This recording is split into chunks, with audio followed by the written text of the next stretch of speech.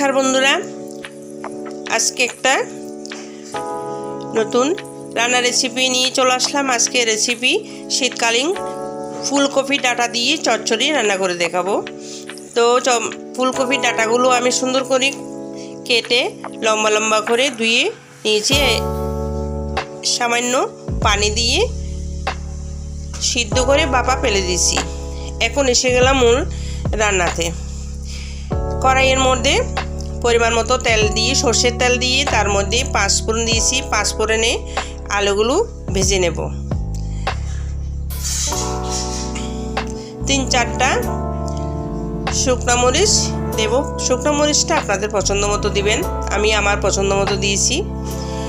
এগুলো দেওয়ার পর তারপর সিদ্ধ করে রাখা ডাঁটাগুলো দিয়ে দিলাম।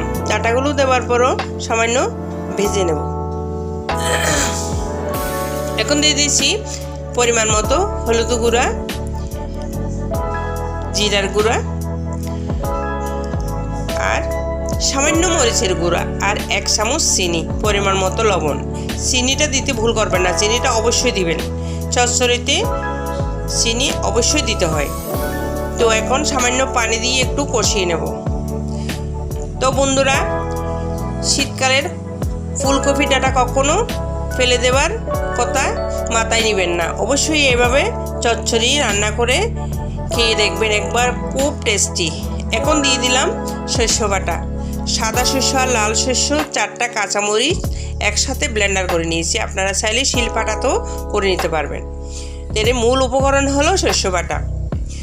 তো বন্ধুরা, প্রত্যেকবারের মতো অনুরোধ, ভিডিওটা ভালো লাগলে সাবস্ক্রাইব, লাইক দিতে ভুলবেন না। আরেকটা নতুন রান্না রেসিপি নিয়ে অবশ্যই আপনাদের সাথে শেয়ার করব। এখন রান্নাটা হয়ে গেল।